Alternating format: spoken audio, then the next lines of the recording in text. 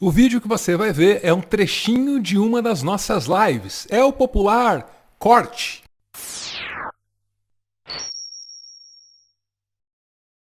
Garimpo é um assunto assim que está com tudo no Brasil, é para ficar bem preocupado. A gente já teve diversas demonstrações assim do quanto a coisa está desastrosa, principalmente aí desde 2019, né?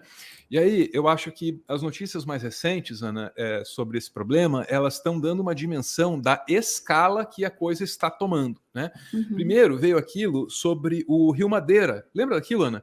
Uma vila flutuante despejando mercúrio a dar com o pé no Rio Madeira. Eu tenho aqui um trechinho conforme noticiado pela France Press. Lembra disso, Lau?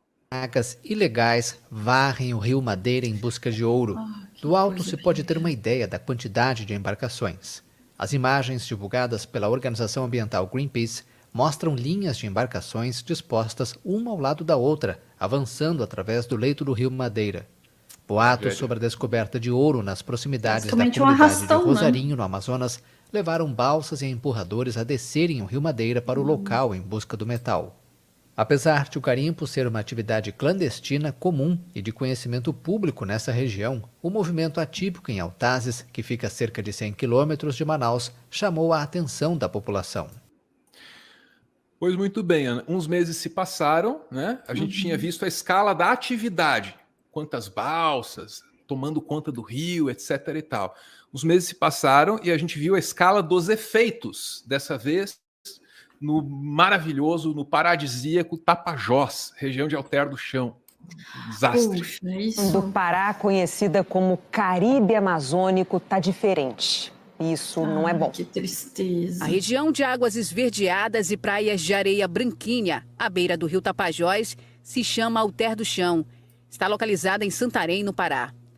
Nos últimos meses, as águas cristalinas começaram a apresentar uma coloração barrenta. Cientistas e moradores suspeitam da atividade de garimpo ilegal na parte alta do Tapajós. Não é só pela cor da água, mas é também pela contaminação que vem junto com essa cor. Pela cor. Me permita mostrar só esse trechinho aqui, ó, só para a gente ver a comparação ali, ó, tá vendo?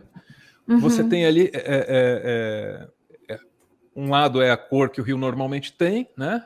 E do outro lado ali, aquele marrom, é a cor do garimpo. É verdade que de quando em quando o rio traz um pouco de sedimento, Ana, e a água escurece.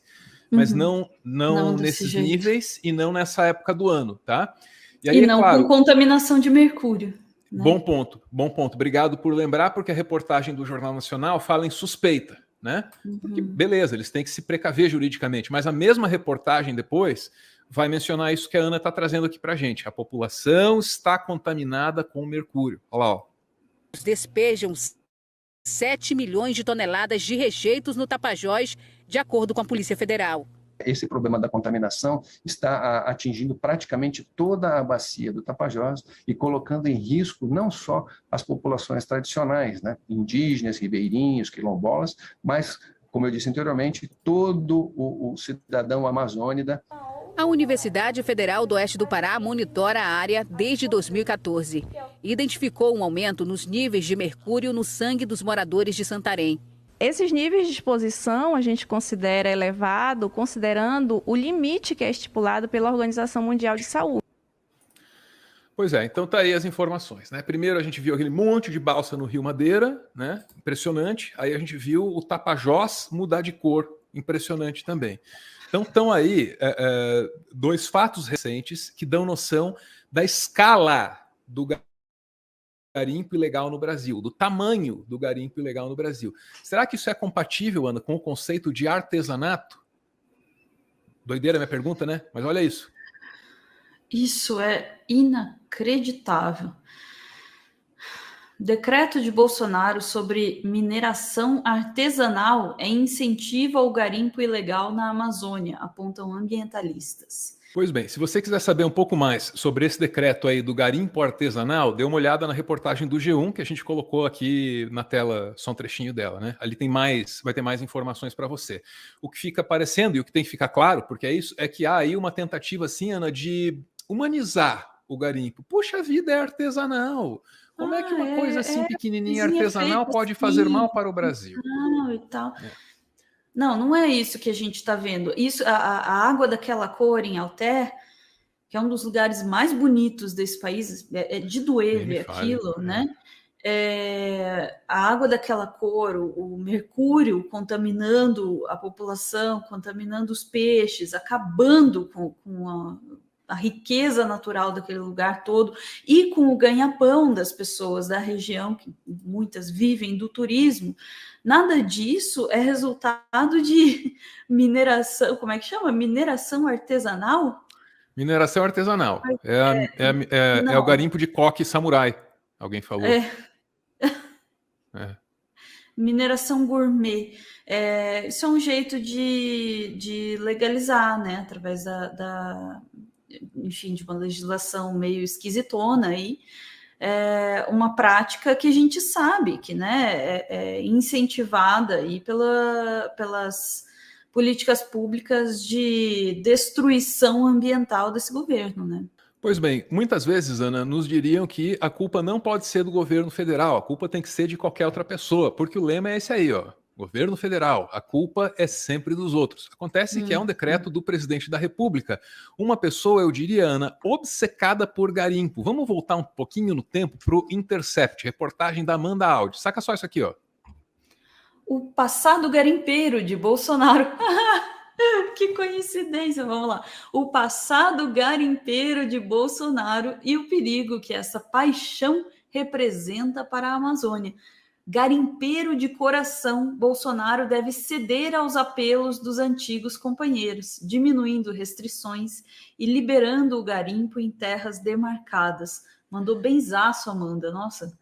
Amanda, em novembro de 18 no Intercept. E aí, assim, eu recomendo a leitura, tem muita informação lá, mas um pedacinho de conteúdo no qual a Amanda se apoia para construir a reportagem dela é esse vídeo aqui, em que ele recebe garimpeiros em 2018 e se diz um deles. Então, Bolsonaro é, ele mesmo, um garimpeiro. Segundo quem? Segundo o próprio, pô. Olha lá. Senhores, jovens garimpeiros de Serra Pelada, idosos, aqueles que confiaram em mim para trazer o baixo assinado ao deputado Jair Bolsonaro, eu falei que poderiam confiar em mim, que faria tudo para entregar em mãos a baixa assinado de vocês de Serra Pelada na mão do deputado. Está sendo entregue agora. Então, ele está confirmando e vai passar um vídeo para vocês. O que eu posso falar é o seguinte, meu pai garimpou por muito tempo, logicamente isso está no sangue da gente. Eu sempre tinha no meu carro um jogo de peneira e uma bateia, e sempre que possível, né, eu parava num canto qualquer, dar uma faiscada. Eu sei que não é fácil a vida de vocês, eu reconheço sim que nós devemos tudo que temos a oeste do então Tratado de Tordesilhas a pessoas com o espírito de vocês. Pois é, e tem aquela obsessão dele por determinados minerais aí, né? Falou muito em grafeno, lembra disso? E falou muito em nióbio, né? Falou muito mesmo em nióbio. Eu fui pesquisar aí, a última menção assim pública fartamente vista a respeito de nióbio do Bolsonaro foi em setembro de 2020. É engraçado que as obsessões elas vão se substituindo, né, Ana? Tem a fase do grafeno, tem a fase do nióbio, daqui a pouco é cloroquina, né? Quando chega a pandemia. Daí passa a cloroquina, já vem um ozônio no fiofóntoro, assim. Então vai mudando a obsessão, né? Agora... É um jeito de desviar a atenção, né, para usar um termo aí que já se ouviu em reunião desse governo, né, para que as pessoas não prestem atenção na boiada que está passando, né? Pois é, a gente tende a responsabilizar o presidente, e deve fazer isso, não tem como não fazer isso, o decreto tem a assinatura do cara, mas a verdade é que tem muito dinheiro sendo usado para apoiar medidas como essa, às vezes por pessoas e corporações que a gente nem imagina, tá? Deixa eu levar vocês para o Observatório da Mineração, reportagem do Maurício Ângelo, e aqui tem informações assim que podem surpreender a maioria das pessoas. Vocês sabiam que a família Moreira Salles, e esses são tidos assim como os bilionários mais esclarecidos do Brasil, os mais bondosos, gente que investe em cultura e tal, sabia que essa gente aí está envolvida com, entre outras coisas, nióbio? Bicho. A grana do nióbio. Olha lá, Ana. Romeu Zema, família Moreira Salles, Bolsonaro e o que está por trás da privatização do nióbio de Araxá. O grupo Moreira Salles controla a CBMM desde 1965. Hoje possui 70% da empresa, que é dona de 80% da produção de nióbio do planeta e vende para mais de 50 países. Outros 15% são de chineses e 15% de um consórcio japonês sul-coreano. Graças ao nióbio, a família Moreira Salles, que fez fortuna no setor bancário, tornou-se a mais rica do Brasil. Os 4 filhos de Walter Moreira Salles, Fernando, Pedro, João e Walter, têm uma fortuna combinada de 27 bilhões de dólares, de acordo com o índice Bloomberg de bilionários. Todos eles são figuras extremamente conhecidas no cinema, nas artes e no jornalismo brasileiro. Além do Instituto Moreira Salles e das carreiras cinematográficas de Walter e João, os irmãos são donos da revista Piauí, da literária Serrote e da Zoom de fotografia. A fortuna da família na operação de nióbio vale mais do que a participação deles de 7 bilhões e 1 milhão de dólares, no Itaú Unibanco Holding SA, o maior banco da América Latina por valor de mercado. A CBMM processa 750 toneladas por hora nas instalações em Araxá, a cerca de 360 quilômetros de Belo Horizonte. E, Ana, é em função disso que a gente vai terminar aqui fazendo um comercial, tá? Gratuito do Itaú. Itaú, não precisa me pagar, fica tranquilo. Sempre falamos para você que nos preocupamos com a sustentabilidade. São dezenas de milhões de reais em anúncios para te convencer que a gente tem um compromisso com um mundo melhor. Mas agora, Brasília vai passar o maior pacote de destruição ambiental da história. Mais veneno na sua comida, garimpo em terra indígena. São mais de 10 projetos de lei que vão detonar de uma vez o Brasil. E o que o Itaú faz? Nada. Porque na hora de usar nossa influência para proteger a natureza, aí deixa quieto. Então, na próxima vez que a gente fizer uma campanha cheia de planta, moradores da Santa Cecília e cataventos gigantes, lembre, nós seguimos lucrando e emprestando dinheiro para quem vai fazer do seu futuro um lugar pior, mas muito pior. Comercial do Itaú, feito para você achar que a gente se importa com você. Sensacional. Muita gente postando isso aí no Twitter, incluindo o Gregório do Viver. É isso aí, Ana. Tá aí, então. Acho que isso fecha a nossa conversa sobre garimpo.